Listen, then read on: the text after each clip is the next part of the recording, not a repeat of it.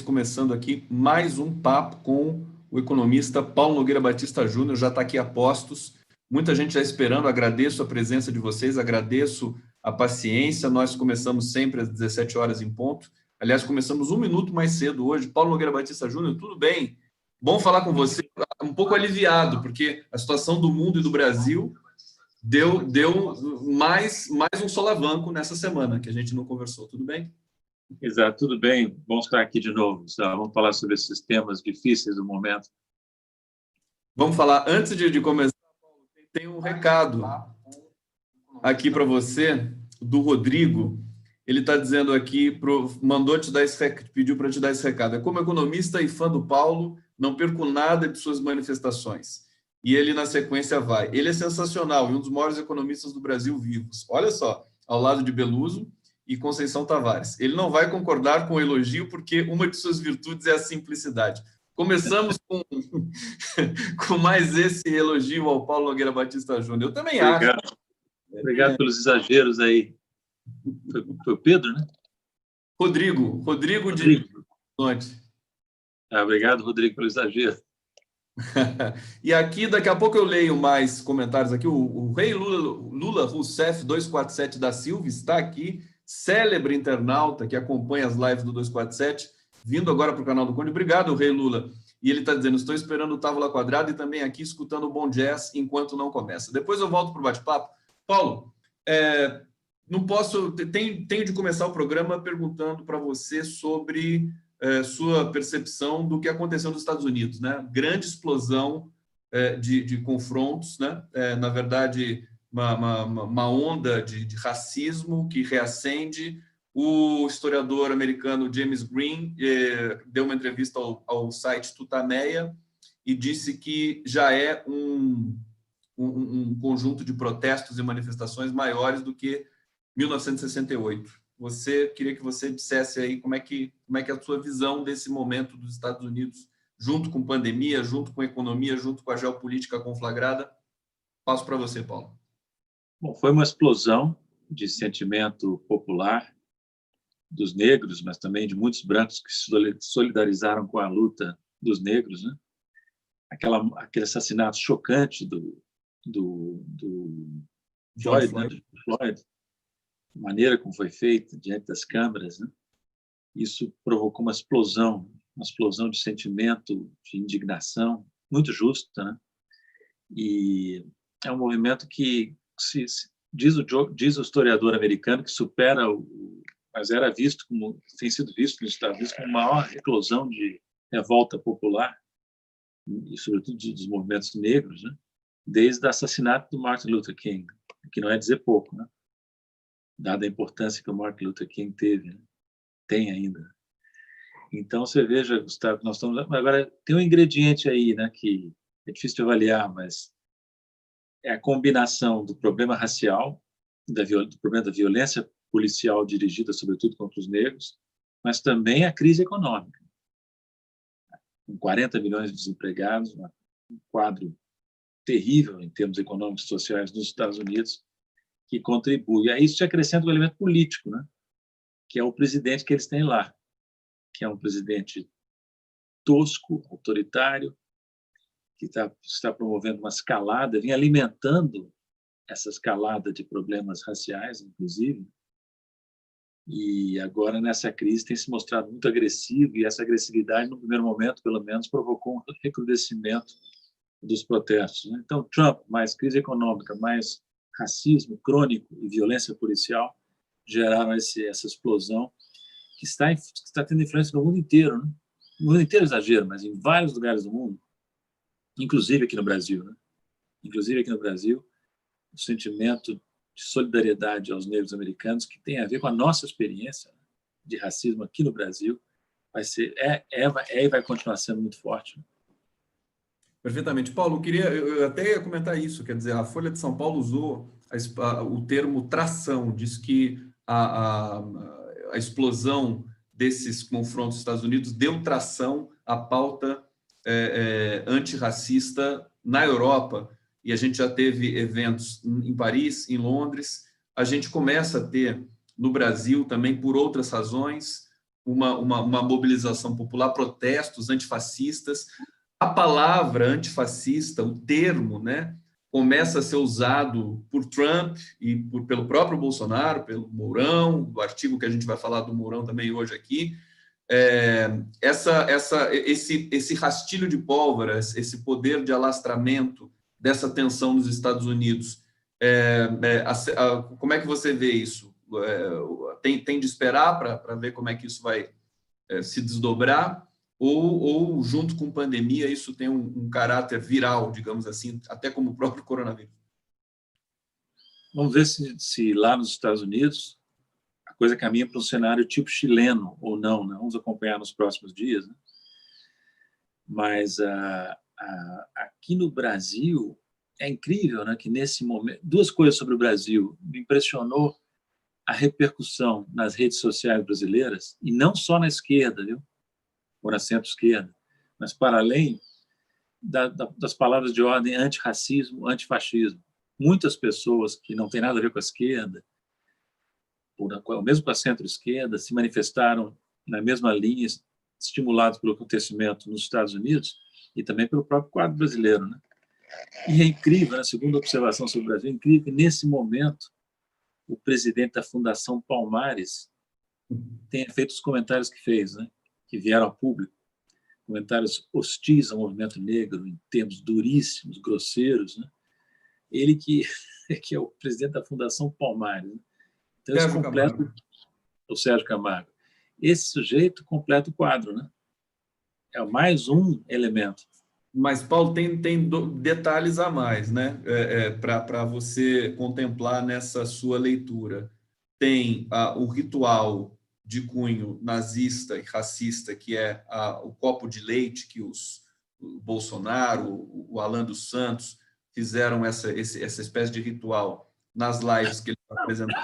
E teve o manifesto daquela ativista é elogio, quer dizer, da Sarah Winter, quase idêntico aos manifestos da Ku Klux Klan. Não sei se você chegou a ver as imagens, são impressionantes.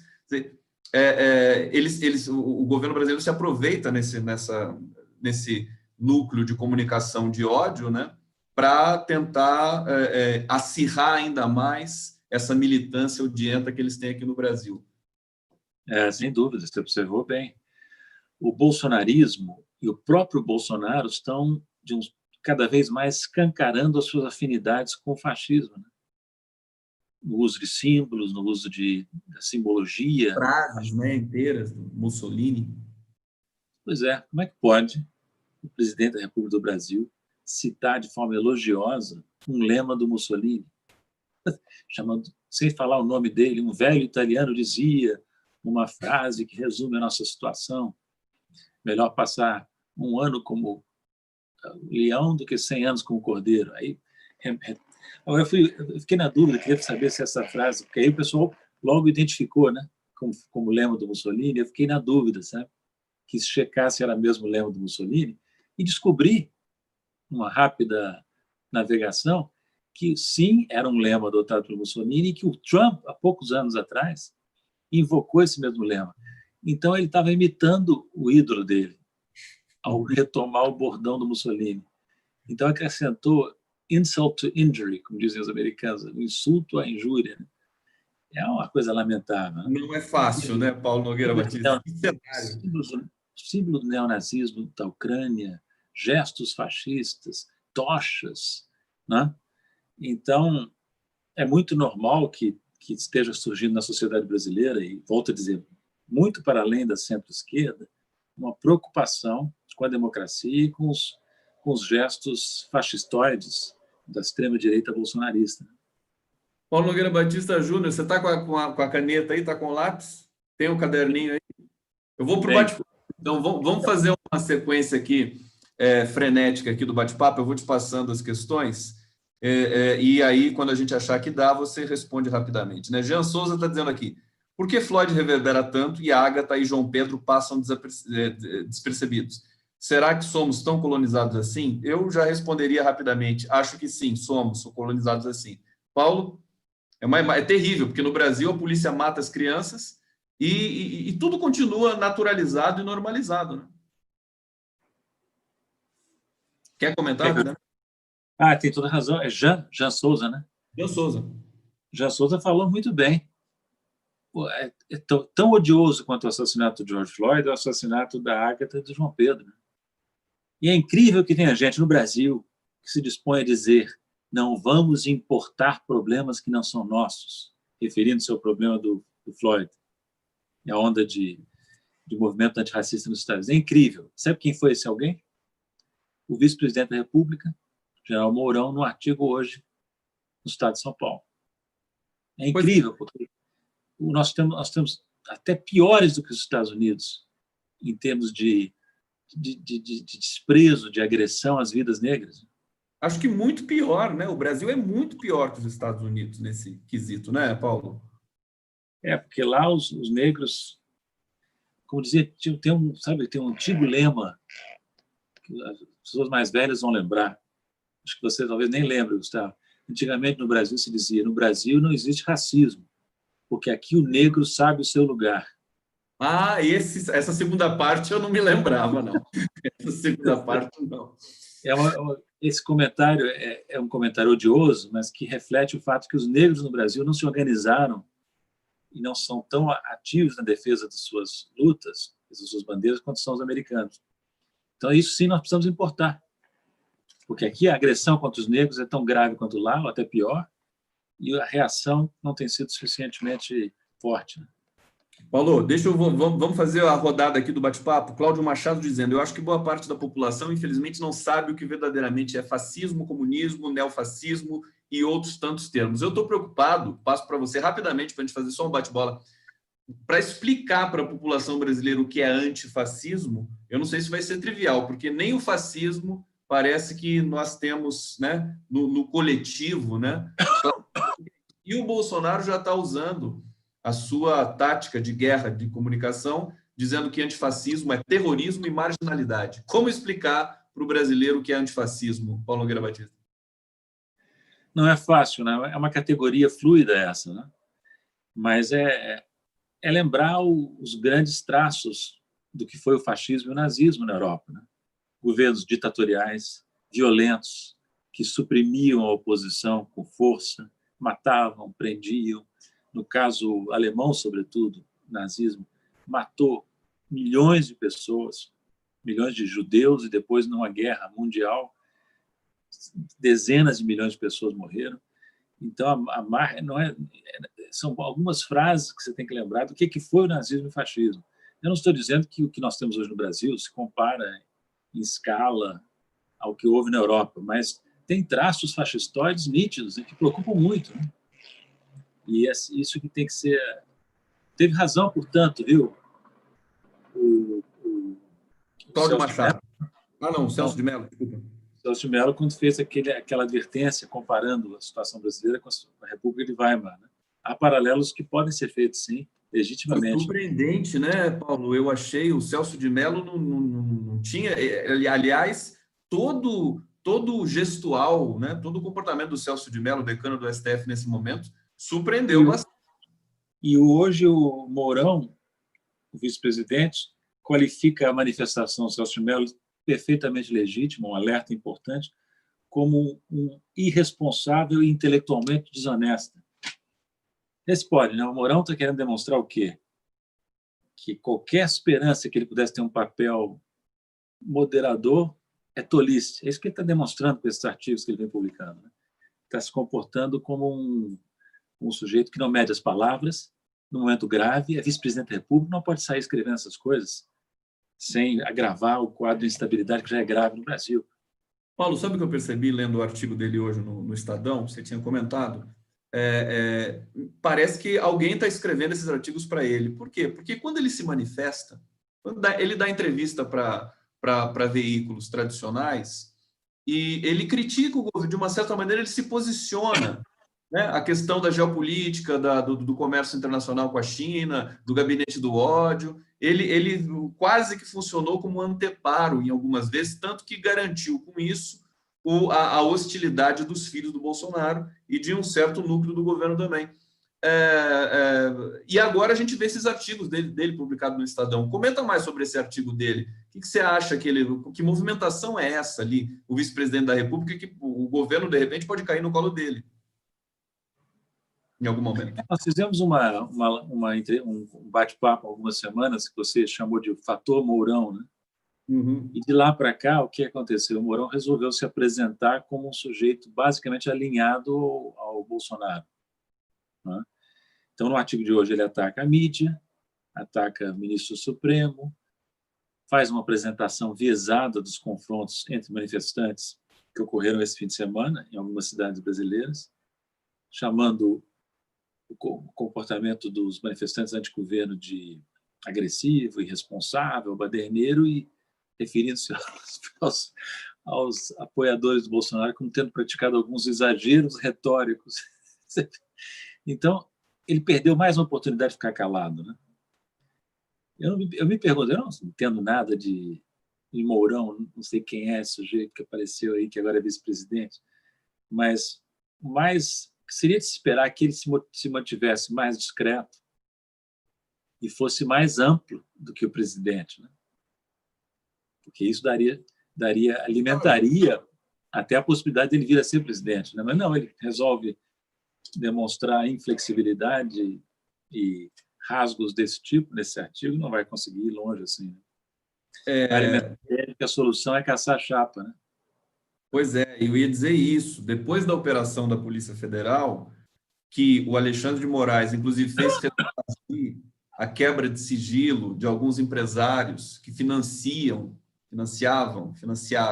fake news, a indústria de fake news do governo, a possibilidade de cassação da chapa passou a ser discutida com muito mais eloquência nas próprias mídias tradicionais, como nos bastidores de Brasília. E o próprio novo presidente do TSE, que é o ministro Barroso, já deixou claro que pode sim colocar em pauta nas próximas semanas aí a questão de cassação, próximos meses, talvez, cassação da chapa.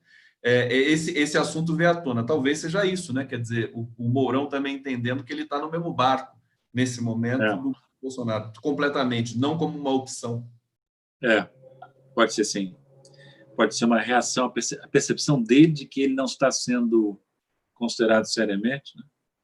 Aí resolve se engajar mais na defesa do Bolsonaro.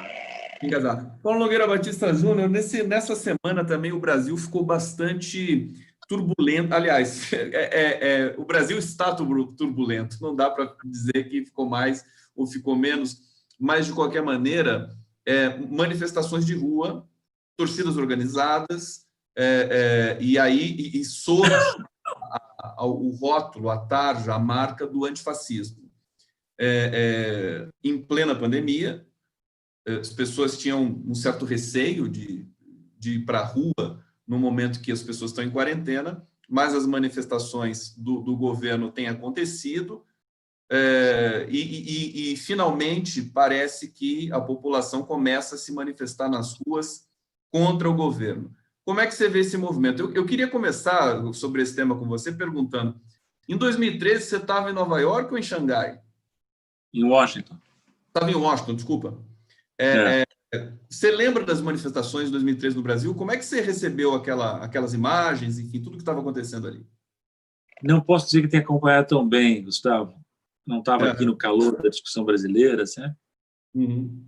Não sei até que ponto. Eu diria, esquecendo um pouco de 2013, porque eu não vou poder dizer nada de útil sobre Perfeito. isso. Pode passar. Mas sobre o momento atual, eu acho que foi importante ir para a rua os manifestantes contra o governo, sabe? Mostrar que a oposição está viva, mostrar que a oposição não vai deixar as ruas serem dominadas por esse bando de fascistoides que estão acenando a bandeira, conspurcando as cores nacionais e falando bobagem, não, ameaçando o Supremo, ameaçando o Congresso. Então foi bom, é bom. Espírito Bacurau neles. Espírito Bacurau. Olha só, vamos voltar para o bate-papo aqui rapidamente. Eu estava aqui numa sequência para ler algumas mensagens para você. Deixa eu subir aqui. Vamos ver, quero saudar a todos. Maria Helena, uma das melhores lives atualmente. Parabéns, Conde Paulo. O pessoal fala assim que é a minha live mais séria, viu, Paulo Nogueira Batista? Que eu sou brincalhão, mas com você eu fico, né? Eu tenho que que tem uma conduta mais adequada. Olha só, o Rolf Hackbar, acompanho o Paulo há muitos anos. Deixa eu ver se tem uma questão aqui.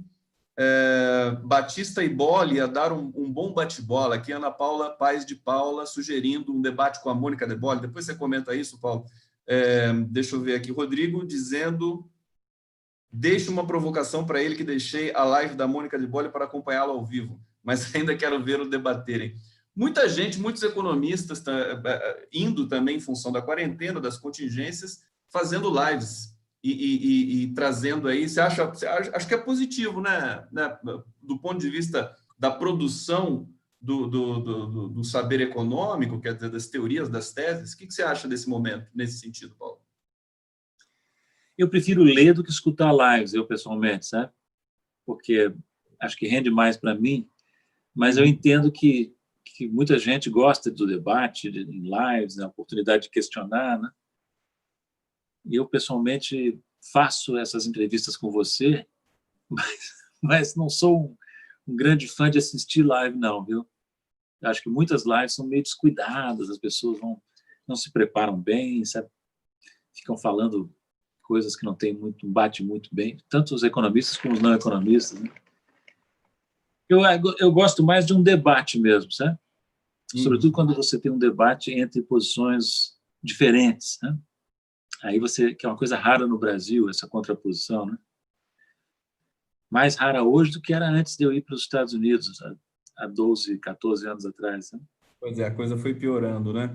Paulo, eu queria perguntar para você, nós temos agora, me parece que as elites brasileiras, enfim, vários setores que não são de esquerda, entenderam que o governo Bolsonaro não cabe mais no país e passaram a organizar manifestos para se posicionarem, eventualmente, para se garantirem também no eventual day after a Bolsonaro. Normal, a gente vai assistindo isso, mas tem um evento que deu uma trepidada no cenário, nas redes digitais e no comentário político, que foi a recusa do Lula em assinar um manifesto juntos, em que você tem múltiplos setores da sociedade brasileira, mas, sobretudo, Fernando Henrique Cardoso e Michel Temer.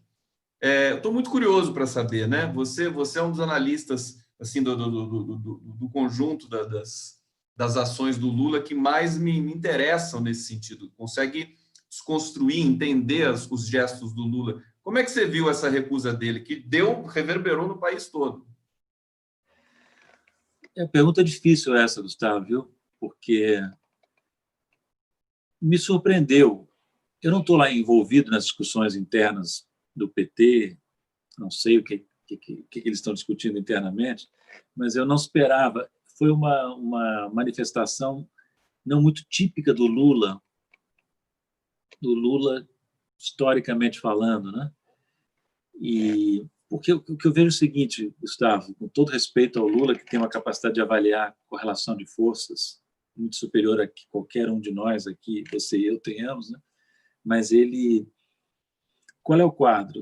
Nós temos um quadro gravíssimo de uma ameaça ao país, ao povo brasileiro, provocado por essa multiplicidade de crises com um presidente da República perigoso, né?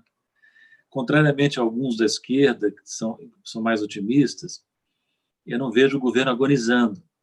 O governo está em dificuldades, está se debatendo contra uma ameaça real, mas é um governo que capaz, tem ainda instrumentos e força para produzir muitos estragos. Não está ainda no fim da linha, infelizmente, né? Então, nesse momento, me parece importante fazer uma frente muito ampla para fazer face a isso.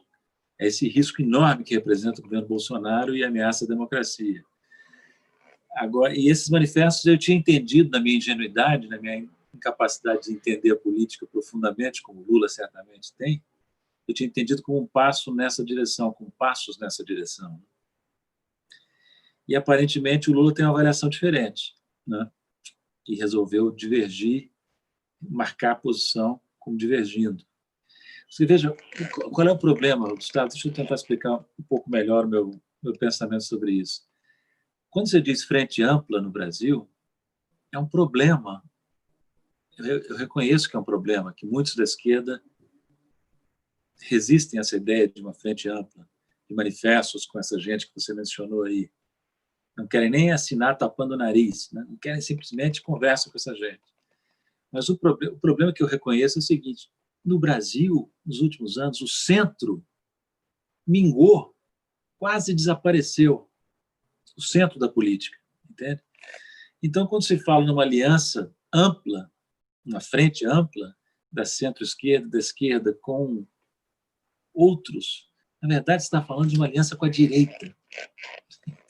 Esse é o problema. É duro, mas é isso. É uma aliança com a direita contra a extrema-direita. No fundo, é isso que nós estamos falando. Agora, não é uma frente com um programa comum, não é uma frente para enfrentar eleições, não é isso. É uma frente com um objetivo muito determinado, que é conter as ameaças da democracia, patrocinadas por esse presidente irresponsável e seus aliados, e seus cupinchas, e, se possível, trabalhar no sentido de abreviar o mandato desse presidente que é ruim como nunca tivemos. Né? É nesse sentido que cabe uma frente ampla até com a direita, né? Com pessoas que a gente não gostaria nem sequer ter que conversar. Né? Eu sei. Se eu olho aquela lista ali, você nem fala, vou dar exemplos. Não, Paulo. eu vou dar exemplos. Uma lista medonha, certo? Não tem dúvida. Mas estão todos ali manifestando preocupação com a democracia e oposição ao Bolsonaro. E, nesse momento, me parece que é o que importa mais. Mas, volto a dizer, o Lula terá suas razões, que a gente não conhece plenamente, que vão se mostrar, se manifestar, talvez ao longo dos próximos dias e semanas. Eu entendi que o Lula fez um gesto que foi muito forte, porque ele realmente reacende o debate sobre essa ferida que nós temos de lidar agora. O que fazer com os golpistas? O que fazer com esses... como se articular, né, diante de uma ameaça tão mais terrível que é o governo Bolsonaro? A leitura sua é perfeita, quer dizer, ter de fazer uma aliança com a direita para combater a extrema-direita. É um dilema e tanto, né? É muito difícil. Horrível. É horrível. A situação é horrível. Nossa situação, objetivamente falando, é uma situação horrível. E só caberia... assim, essa engrenagem dos manifestos, eu acho que é um pouco burocrático. Isso o Brasil precisa...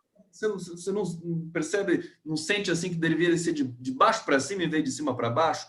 Me parece que esses setores, os empresários, os banqueiros, os políticos, a burocracia partidária lançando, acho que o Brasil está muito fora do curso para você ter uma institucionalidade dessa natureza, como as notas de repúdio vinham sendo feitas. Acho que, se não for do povo, nós não vamos ter chance concreta contra esse governo. E diria mais uma coisa: a Polícia Federal, eles já, enfim, deram um passo para esse processo de, digamos, superação de um governo Bolsonaro. Não seria interessante deixar eles fazerem o trabalho deles e constituir as forças na sua multiplicidade no país contra Bolsonaro, mas cada um no seu quadrado? Será que... Eu pensei numa seguinte metáfora, Paulo, que é o seguinte: nós estamos... Tem uma história de isolamento. Estamos juntos, mas temos de ficar uma distância de 1,5 metro de cada um, mais ou menos. Seria mais ou menos uma frente ampla, à la quarentena e isolamento. Comenta essa minha discussão aqui. Acho que você está certo. É que o problema é o seguinte: tem dois polos de avaliação que estão equivocados, na minha opinião. Um polo é aquele dos que dizem que o governo está à beira do colapso, que vai cair a qualquer momento. E o outro polo oposto a esse é que o governo está muito forte, vai dar um golpe a qualquer momento e se estabelecer como ditadura. A realidade está entre esses dois polos. Não é? Até aí morreu Neves, né? Porque isso aí é meio óbvio que eu estou dizendo. Né? O interessante é avaliar em que ponto se nós estamos mais próximos do espectro do governo muito forte ou mais próximos do espectro do governo em decadência, em vias de ser afastado. Né? Infelizmente, até onde eu posso perceber, posso estar enganadíssimo, nós estamos mais próximos do polo governo ainda com força, né? E se essa avaliação é verdadeira, nós temos que fazer realmente uma frente ampla envolvendo... É positivo, portanto, que a mídia tradicional, setores do empresariado, né? Setores golpistas, setores de partidos golpistas em 2016, estejam agora contra Bolsonaro. Nós não podemos desprezar nenhum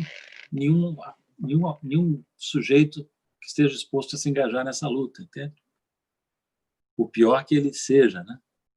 Até, eu não vou dizer que... É claro que há limites, né? Você não vai querer assinar documentos com certas pessoas, até aceito isso, né?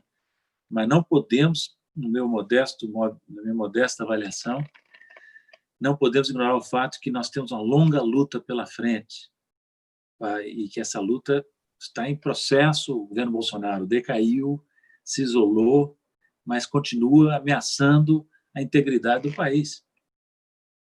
Seriamente. Deixa eu vir aqui para o bate-papo. Tem uma mensagem aqui do Pedro Antônio Cândido.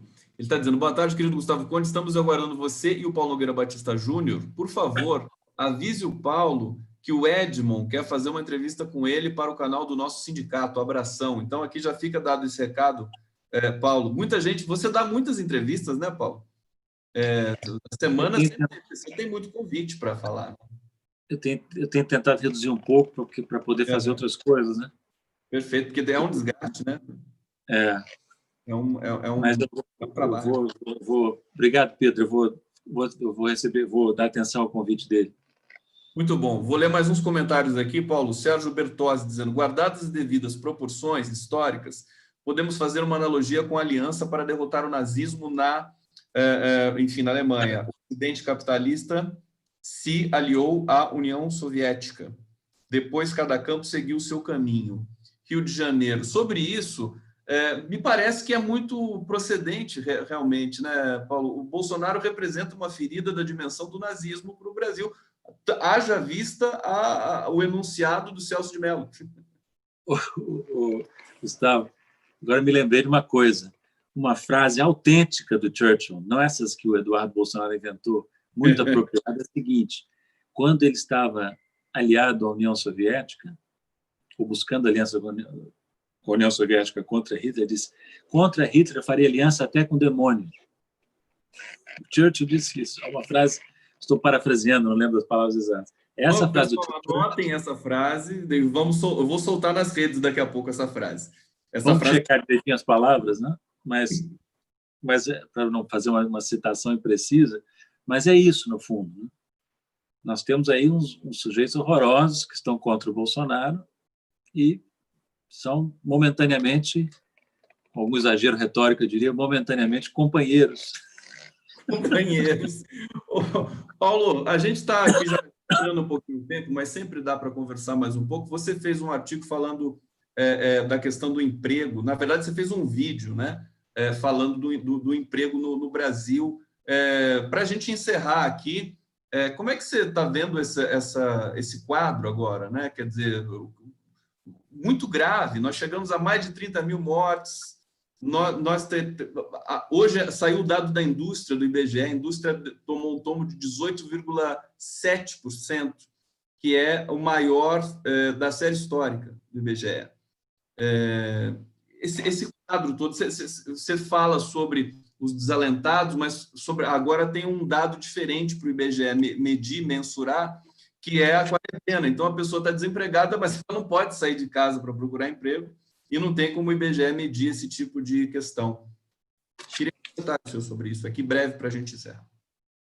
Então, para a gente encerrar, Gustavo, o desemprego no Brasil é uma das faces mais dramáticas e mais cruéis da crise que nós estamos vivendo. A taxa de desemprego deu um pulo na última pesquisa do IBGE, e se você olhar um conceito mais amplo de desemprego, que inclui não só os desempregos stricto sensu de pessoas que estão procurando ativamente trabalhar, mas pessoas que desistiram de procurar emprego nessa pandemia, pessoas que estão trabalhando menos horas do que desejavam, você chega a uma taxa de desemprego de 25%, um pouco mais de 25%, que é altíssima, sabe?